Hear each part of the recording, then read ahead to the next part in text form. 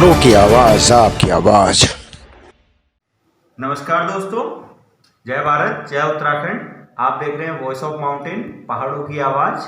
और आज मैं आया हूँ धुमाकोट तहसील में, और यहाँ पे मेरे साथ हैं श्री राधेश्याम शर्मा जी, जो कृषि एवं भू विभाग के अधिकारी हैं।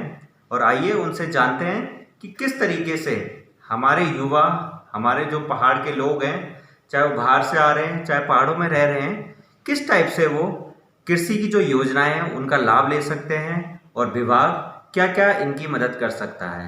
तो आइए मिलते हैं शर्मा जी से। नमस्कार सर, सबसे पहले तो आपका बहुत नमस्कार। आपका भी वॉइस ऑफ माउंटेन के रावत जी और रावत जी का हार्दिक नमस्कार, स्वागत है। आप कुछ योजनाओं के बारे में जानकारी लेना चाह रहे हैं। बिल्कुल। तो मैं सर्वप्रथम कृषि विभाग से संबंधित संचालित योजनाओं के बारे में जानकारी देना चाहूँगा।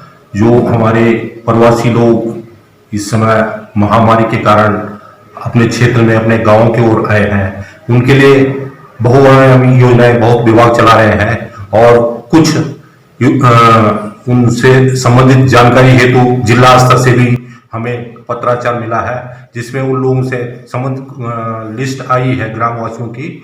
उनके बारे में उनसे संपर्क कर हमें निर्देश मिले हैं। उस संबंध में हम प्रत्येक न्याय पंचायत स्तर पर, जहां जिन गांवों के जो ग्रामीण हैं, जिनकी लिस्ट आई है, उनसे हम व्यक्तिगत संपर्क भी कर रहे हैं, और उनकी जो रिक्वायरमेंट है उसकी जानकारी हम अपने जिला मुख्यालय को उपलब्ध करा रहे हैं। बिल्कुल। सर, लोगों के मन में बहुत सारे सवाल हैं। जैसे लोग बाग आते हैं कि जो है मुर्गी पालन हो गया, बकरी पालन हो गया, सबको लगता है कि इस विभाग से हमें इसका फायदा मिल सकता है। तो थोड़ा सा ये चीज़ हम क्लियर करना चाहते हैं कि क्या कृषि विभाग से हमें मुर्गी पालन, बकरी पालन और अन्य जो भी चीज़ें हैं, तो थोड़ा क्लियर आप कर दीजिए कि किस किस जो योजना है उसका फायदा लोग उठा सकते हैं, ताकि लोग बाग उसी योजना के लिए कृषि विभाग में चक्कर काटें, बार बार ना आए। ठीक है रावत जी, इस संबंध में मैं स्पष्ट करना चाहूँगा। जैसे मुर्गी पालन हुआ, गाय पालन हुआ, पशुपालन हुआ, ये पशुपालन सेक्टर की योजनाएं हैं, और पशुपालन विभाग इसके लिए स्वतंत्र विभाग है। तो उन्हीं विभागों से ज़्यादा इस संबंध में जानकारी मिल सकती है, क्योंकि कृषि विभाग का पार्ट है, लेकिन विभाग अलग है, पशुपालन अलग है। सारे कृषि विभाग से ही पशुपालन हुआ, मुर्गी पालन हुआ, उद्यानीकरण हुआ, ये सिंचाई विभाग हुआ, ये सब एग्रीकल्चरल सेक्टर के हैं, लेकिन विभाग इसके अलग अलग हैं। तो प्रत्येक विभागों में उनसे संबंधित जो उसके विषय वस्तु विशेषज्ञ हैं, उन्हीं के पास उनकी जानकारी है, और प्रत्येक विभाग उनकी कार्य योजना अपनी प्रस्तुत करते हैं। तो जैसे मुर्गी पालन और बकरी पालन इस टाइम पे एक ऐसी योजना जो ज्यादातर युवा अपना भी रहे हैं और करना भी चाह रहे हैं, तो इसके लिए युवाओं को कहाँ जाना पड़ेगा, कहाँ पे विभाग है? ये पशुपालन विभाग प्रत्येक जिले में है। हाँ। तो प्रत्येक जिले में भी और विकास खंड में भी है। तो उनसे संपर्क करेंगे तो ये बेहतर रहेगा कि उनको पूरी जानकारी मिल पाएगी। ठीक है। तो अभी हम कृषि विभाग से क्या मतलब योजनाएं का, जो योजनाएं चल रही हैं उनका फायदा उठा सकते हैं? कौन कौन सी ऐसी योजनाएं हैं जिसको हम अपने स्वरोजगार के, अपने रोजगार के लिए इस्तेमाल कर सकते हैं? मैं कृषि विभाग द्वारा प्रदत्त सुविधाओं के बारे में आपको अवगत कराना चाहूँगा कि हमारे विकास खंड के प्रत्येक न्याय पंचायत स्तर पर कृषि निवेश केंद्र है, जिसमें प्रत्येक सीजन में, रबी सीजन में भी और खरीफ सीजन में भी कृषि निवेश आते हैं। जैसे बीज हो गया, रबी में गेहूं हो गया, और तिलहन से संबंधित सरसों हो गया, जौ हो गया। इस तरीके जो सीजनल फसलें हैं उनके बीज, प्रमाणित बीज और आधारीय बीज भी मिलते हैं। क्योंकि कई क्षेत्र जैसे हमारे घाटी वाले क्षेत्र में है, उसमें हम बीज उत्पादन कार्यक्रम भी चला रहे हैं। तो ये जो बीज उत्पादन कार्यक्रम है 100% सब्सिडी पे, क्लस्टर बेस पे है।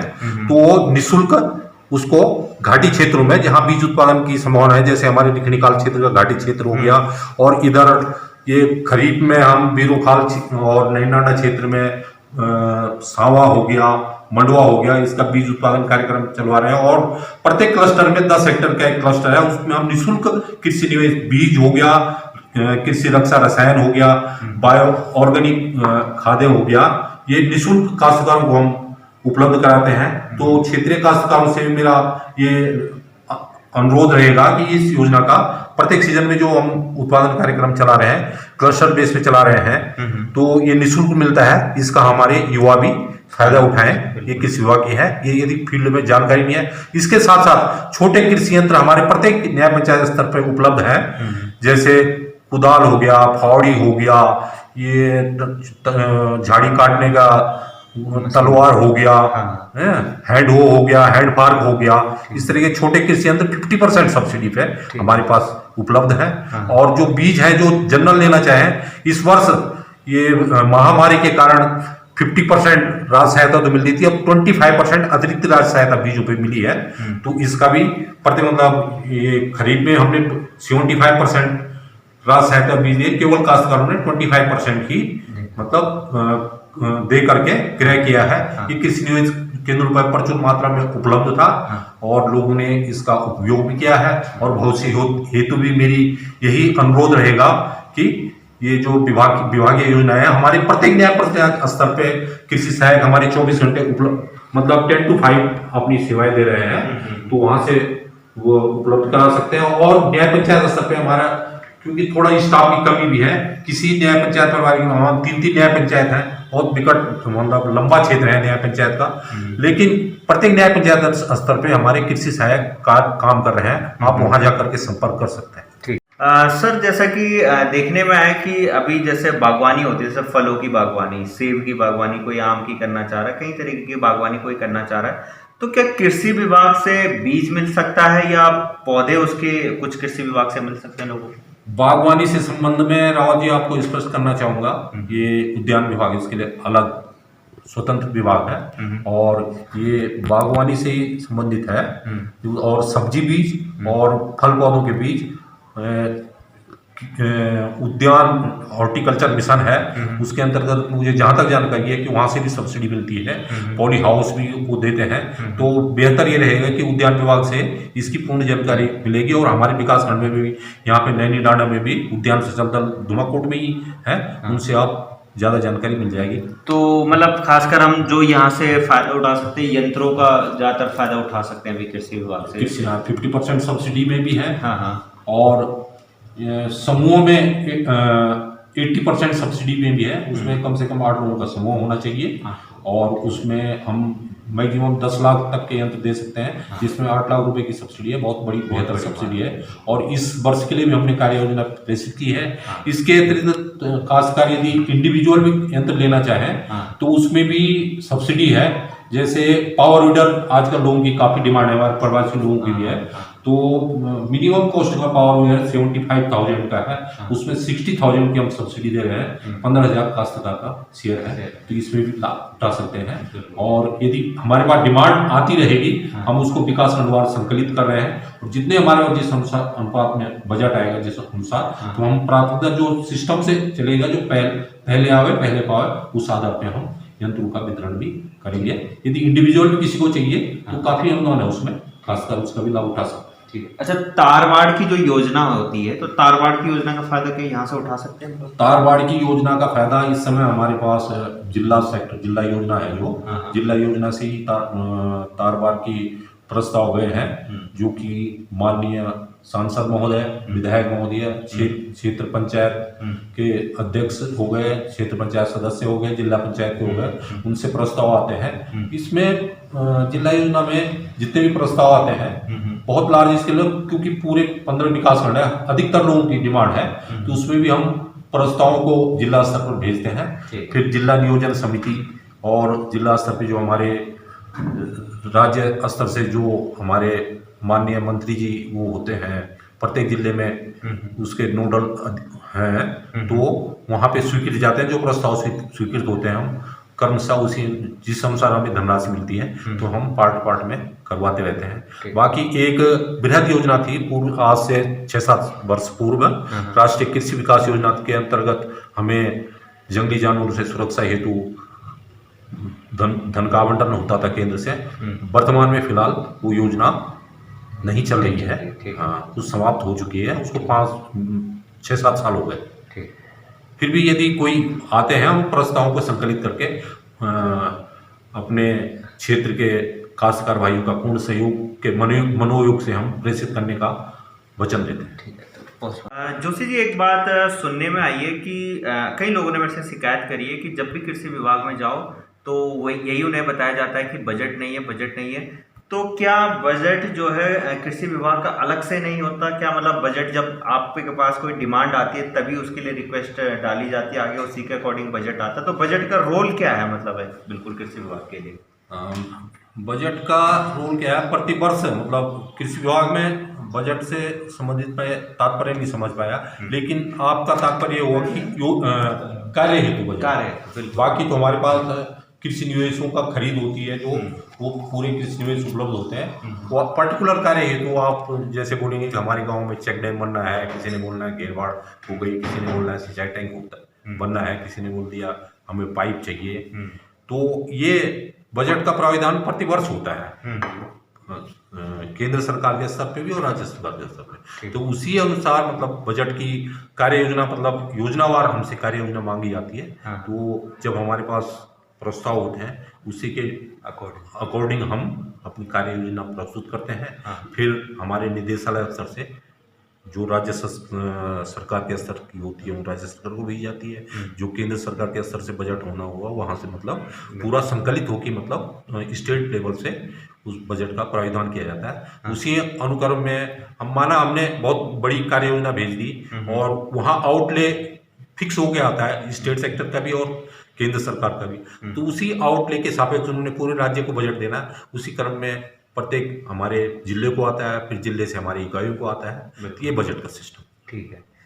तो ये थे हमारे साथ कृषि एंड भू विभाग के अधिकारी जोशी शर्मा जी, सॉरी नाम में थोड़ी गलती है, शर्मा जी। और उनका बहुत बहुत धन्यवाद करना चाहते हैं हम कि उन्होंने अपना कीमती समय दिया यहाँ पे, और उनकी जो बातें हैं जो उन्होंने बताई बिल्कुल विस्तार में हर चीज़ के लिए, चाहे वो रोजगार से रिलेटेड हो, चाहे कृषि यंत्रों से रिलेटेड हो, हर बात उन्होंने हमें डिटेल में बताई। और आप लोगों से निवेदन है कि इस वीडियो के माध्यम से आप जरूर देखिए कि किस किस चीज़ का फ़ायदा जो है कृषि विभाग से उठा सकते हैं। बेमतलब में यहाँ चक्कर काटने की ज़रूरत नहीं है। जो ज़रूरत की चीज़ें हैं उसके लिए ही आप यहाँ पे आइए, और अन्य विभाग है उन विभागों में जाइए। अगर किसी को बकरी पालन करना है, मुर्गी पालन करना है, तो वो दूसरे विभाग में जाइए। उद्यान विभाग जो है वहाँ से फ़ायदा मिलेगा इसका, तो अलग पशुपालन विभाग है वहाँ से फ़ायदा मिलेगा, तो अलग अलग हाँ विकासखंड में है ये विभाग, तो वहाँ से आप लोग फ़ायदा उठा सकते हैं। तो ज़रूरी नहीं है कि आपको कृषि विभाग में आके यहाँ पे चक्कर काटने पड़ेंगे। सही जानकारी लीजिएगा बिल्कुल। और दोस्तों आपसे निवेदन है कि हमारे चैनल को ज़रूर सब्सक्राइब कीजिएगा और अपनी प्रतिक्रिया ज़रूर दीजिएगा। जय भारत, जय उत्तराखंड। धन्यवाद। दर्शकों आप देख रहे हैं वॉइस ऑफ माउंटेन, पहाड़ों की आवाज़, देवभूमि उत्तराखंड की आवाज़। और आज हम आए कृषि विभाग धुमाकोट में। यहाँ पे कुछ कृषि यंत्रों के बारे में आपको जानकारी देंगे। पावर वीटर जो एक हल जोतने का काम आता है, ये इसके पार्ट्स आप देख सकते हैं। ये पार्ट्स मैं बारीकी से वॉइस ऑफ माउंटेन के कैमरे पे आपको दिखा रहा हूँ। अभी शर्मा जी से हमारे विस्तार से बातचीत हुई, और जो भी भाई बहन इस पावर वीटर मशीन को ख़रीदना चाहता है इसके हम बारीकी से आपको पार्ट्स यहाँ पे दिखा रहे हैं। यहाँ पे मशीन भी आपको दिखाएंगे। मशीन यहाँ पे आपको दिखा रहे हैं, पावर वीटर मशीन। और देवभूमि उत्तराखंड के अंदर जो भी युवा यहाँ पे पहुँचे हैं, प्रवासी लोग, वो इसको ज़रूर अपनाएंगे, घर ले जाएंगे। और इससे अभी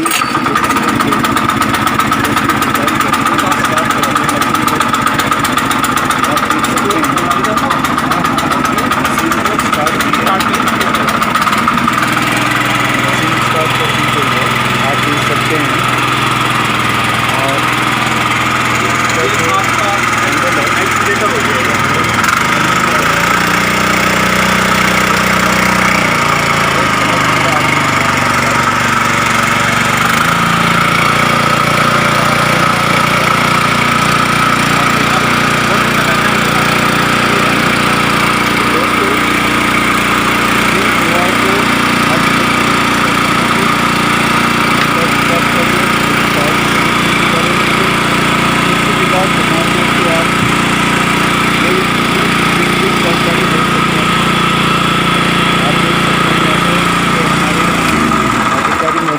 शर्मा जी, उन्होंने खुद इसके बारे में बताया। पुश कर देंगे। तो आप देख सकते हैं, बारीकी से मैं आपको दिखा रहा हूँ। पावर बीटा मशीन इसको कहा जाता है। और 1 लीटर में कम से कम 1 घंटा क्षमता रखता है ये अपनी जुताई का।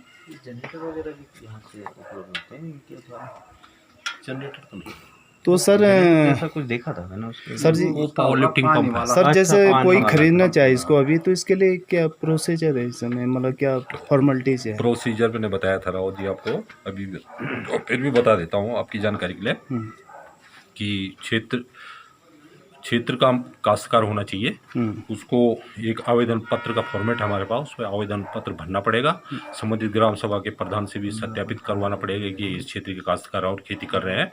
दूसरा, उसके साथ साथ आपको काश्तकार को अपना आधार कार्ड और खसरा खतौनी की नकल लगानी पड़ेगी। इसकी कॉस्ट क्या रखी है सर?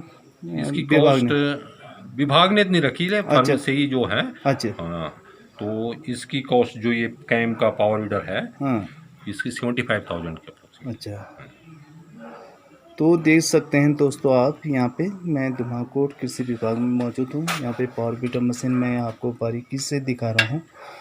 तो सब्सिडी सर इसको कितने में हमारे किसान भाई ले जा सकते हैं? हाँ, सब्सिडी इस पे 75,000 का है, तब उसमें 60,000 करीब सब्सिडी है जी। और 15,000 फार्मर्स कंट्रीब्यूशन रहेगा। 15,000 में यहाँ से ले जा सकता है कुल मिला के।